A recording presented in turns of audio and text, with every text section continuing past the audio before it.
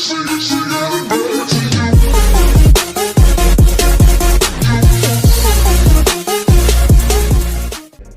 and salutation upon our Prophet Muhammad Sallallahu Alaihi Wasallam, who has brought us to the path of light from the darkness in this life. Ladies and gentlemen, esteemed brothers and fellow debaters, today we gather here to discuss about this how to regret the rise of pop psychology. With careful consideration of the arguments presented, we will delve into the potential impacts and implications of this motion. Let us explore both sides of the debate and weigh the benefits against the drawbacks. Now let us welcome the debaters. With Team A as a contra with Laura and Zalfa.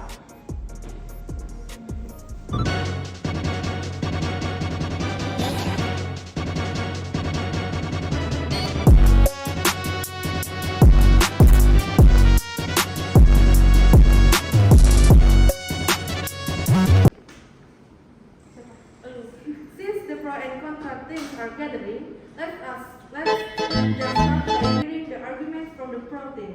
To the pro team, the time is yours.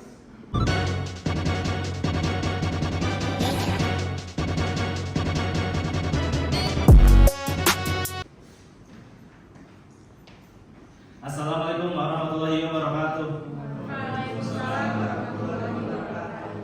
Let me introduce myself. I am Lutfan from the pro team, and I will give my argument.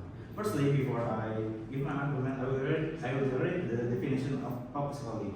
Pop psychology, aka popular psychology, from Wikipedia says, popular psychology refers to concepts and theories about human mental life and behavior that are closely is based on psychology and are considered credible and accepted.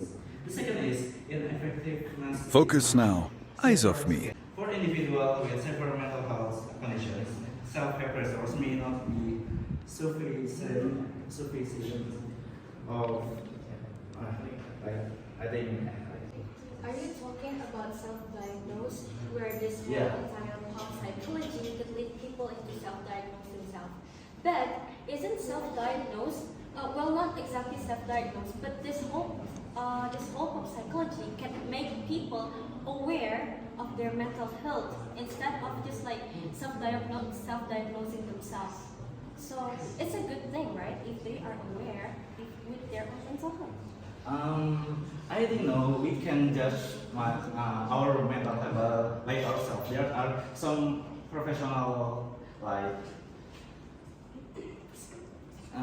psychologists. Like not all people can afford to go visit a psychologist. 30 seconds left.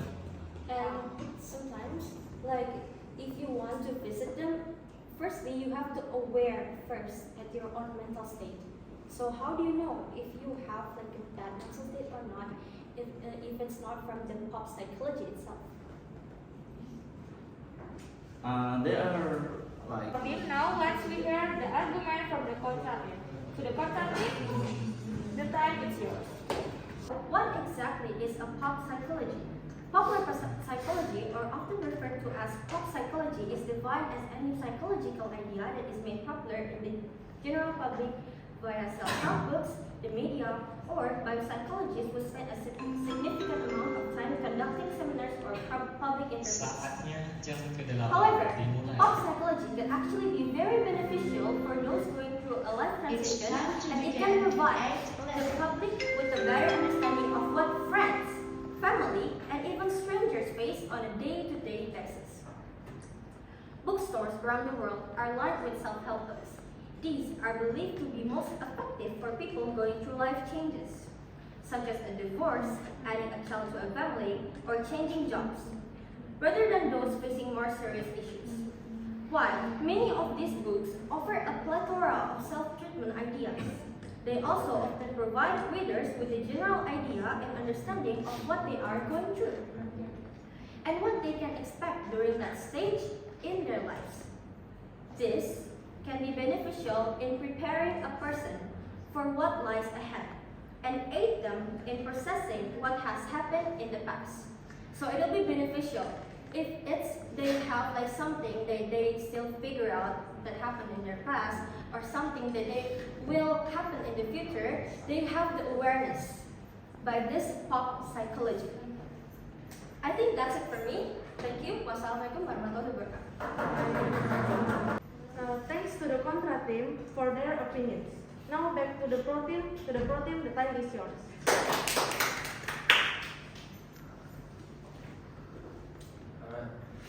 Assalamualaikum warahmatullahi wabarakatuh. Waalaikumsalam. My name is Muhammad Rafi. It may encourage individuals to believe that they can solve their deep-seated emotional problem with quick solution to advance to a multi-billion-dollar industry that profits from people's vulnerability, national struggles. In conclusion, the rise of pop psychology has drawbacks, including questioning. NANI?! お前はもう死んでいる。 How their mental state are, like during these books, self-help books and all. But again, doesn't we have to be aware at first? Because here we are talking about mental health. When, What the dog doing? Congratulations to the contra team for winning this debate. Now let us proceed to the next round. That is the finals.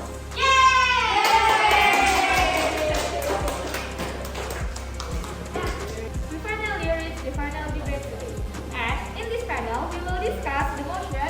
This house believes that should adopt a single currency. And let's welcome our debaters for Team A.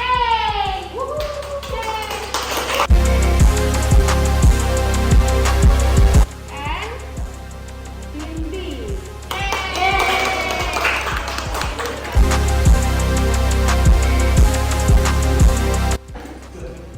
rock, paper, scissors, whoop.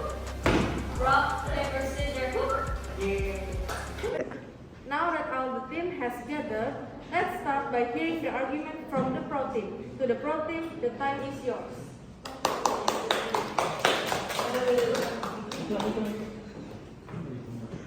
Assalamualaikum warahmatullahi wabarakatuh.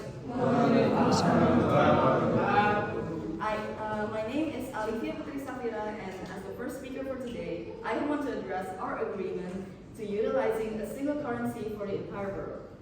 In our opinion, utilizing a single currency for the entire world will be a tough choice. It may seem easy on paper, but the thing is, it's more than that. But what does it mean to utilize a single currency over the entire world? It's referred to as a global currency. A global currency will be one that is accepted throughout the entire world. Although the concept is not new and will have certain advantage, it will be challenging to put into practice due to logistical, political, and economic factors. I'm going to explain why in a simple manner because the second speaker will explain more in depth. First of all, since there will be no longer be a currency risk in international trade, all nations will undoubtedly benefit. Because of the absence of currency swings, traders will no longer need to hedge the result in the elimination of all transaction costs associated with international financing. Banks charge conversion fees for exchanging currencies, and there may be a value loss when switching from one currency to another. All of this will be done away with by having a single worldwide currency. But both people who travel internationally and companies that operate abroad will profit. thanks to the pro team. Now let's hear the argument from the contra team. To the contra team, the time is yours.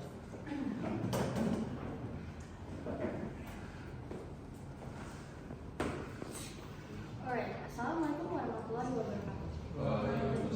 Nora, and I'm from the contra team. Here, I'm going to tell you guys why I'm contrary to the statement of one currency worldwide.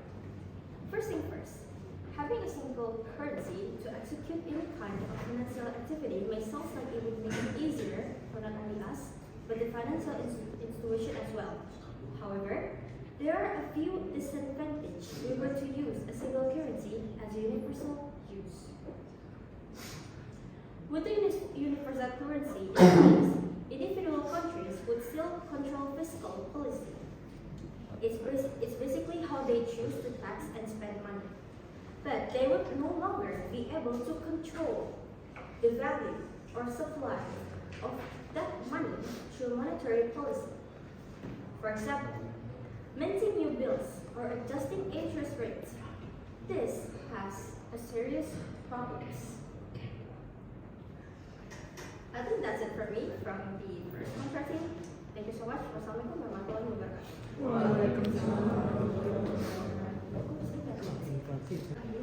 Thanks to the contra team for their opinions. Now back to the pro team. To the pro team, the time is yours.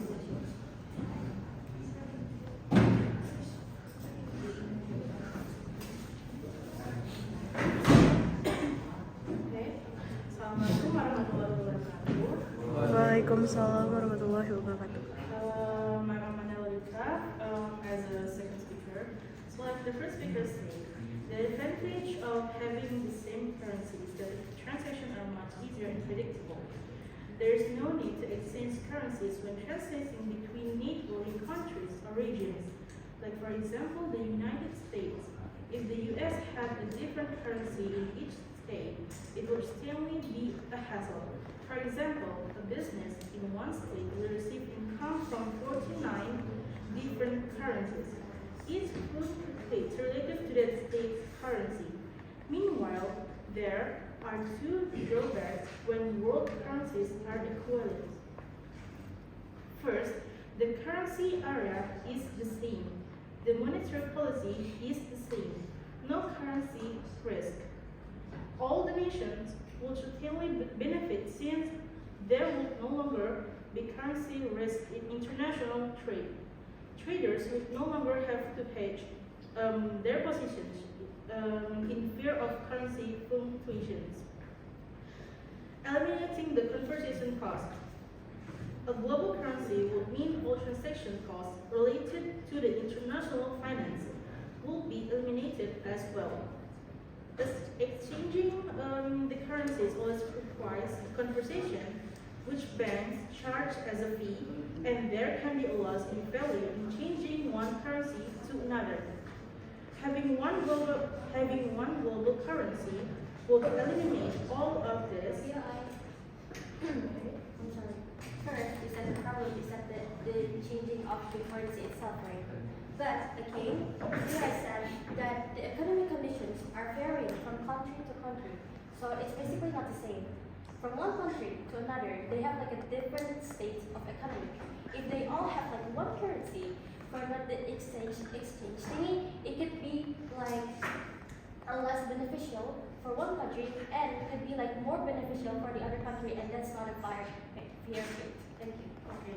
I'm not gonna talk in the first speaker. So the last one is this: having one global currency would eliminate all of this. Individuals traveling abroad would benefit as well as business conducting operation in other countries. That's all from me from the speaker two. Thank you. Wassalamualaikum warahmatullahi wabarakatuh.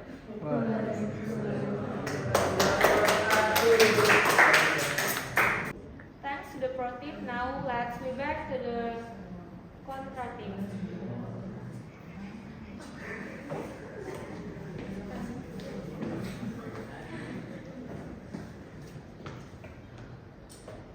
Assalamualaikum warahmatullahi wabarakatuh. My name is Zalfa and I am the second speaker from the opposing team. Okay, so there are different economic conditions in different countries. One world currency means that before that it is important to create an authority such as the central bank that will have the right to print the currency and set the interest rate. However, here comes the fact that the economic conditions are varying from country to country. The implemented policy of the central bank should be fair-minded and hence should not favor one region over another. The lack of financial autonomy is one of the main drawbacks that evolve while considering the single currency world. The government will have to give up the practice that is quite beneficial to them. The most obvious downfall to the introduction of a global currency would be the loss of independent monetary policy to regulate national economies. For example, in 2022, in the wake of COVID-19 crisis in the United States, When inflation rose to the highest level in 40 years, the Federal Reserve was able to raise interest rates and tighten the money supply in order to put downward pressure on inflation. Subjecting all countries to one monetary policy would likely lead to a policy decisions that would benefit some countries at the expense of others. Typically, this would result in developed nations being negatively impacted rather than developing nations. So that is all from me.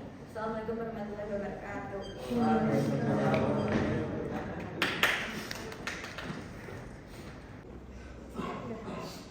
Thanks to the contra team for their opinions. Now back to the pro team. To the pro team, the time is yours.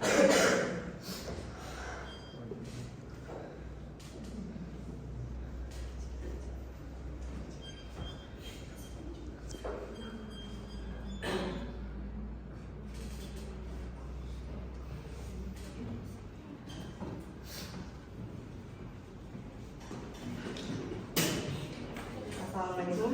Let me introduce myself. My name is Raihan, the third speaker from the team.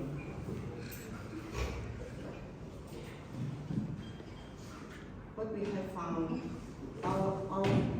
found out is that our own country has issued a double intervention policy both in the foreign exchange (forex) market and in providing SDN from the secondary market.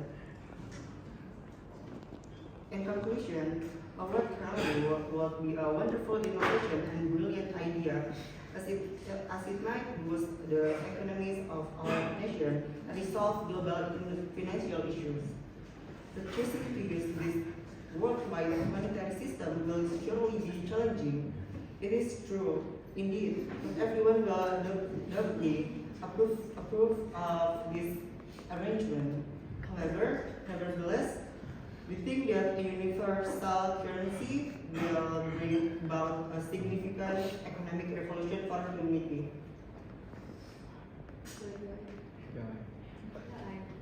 So you said that it is the military policy how difficult it is, but that is not just a simple problem to fix because monetary policy cannot be enacted to a country by country basis, right?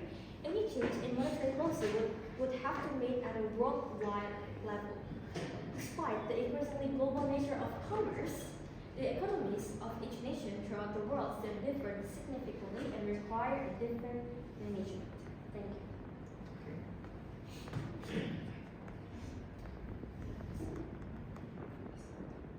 Sudah 1 minute left.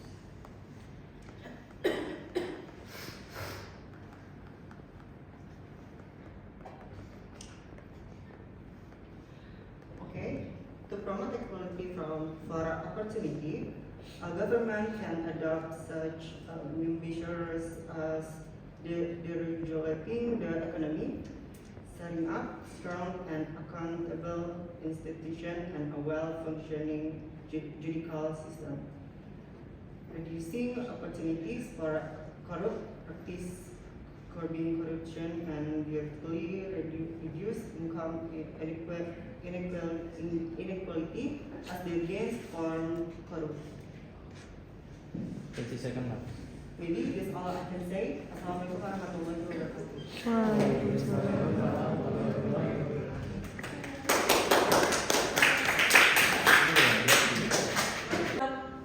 Pro team, now let's hear the argument from the contra team. The contra team, the time is yours.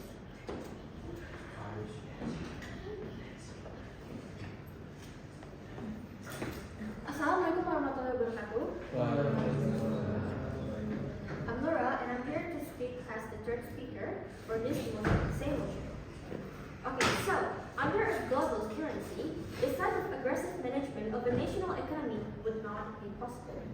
Single currency market can also lead to an economic crisis. No matter how profitable the single currency market might be, it creates problems for forex trading and currency speculation.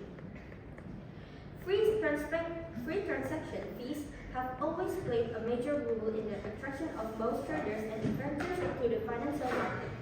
Those bonuses are possible to offer more likely in case when the exchange rates give the companies the possibility for gaining significant profits. However, these benefits are used by the brokers for different purposes. The changes in the currency exchange rate make the companies gain advantage over time and benefit from this fluctuation, which will not be possible after the implementation of the single currency market, which might lead them to the financial crisis.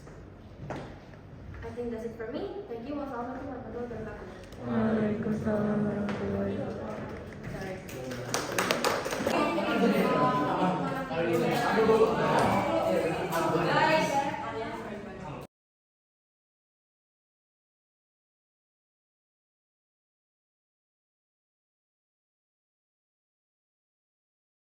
Finish our debate for today. Let's say Alhamdulillah and Kafaratul Majlis. Alhamdulillah.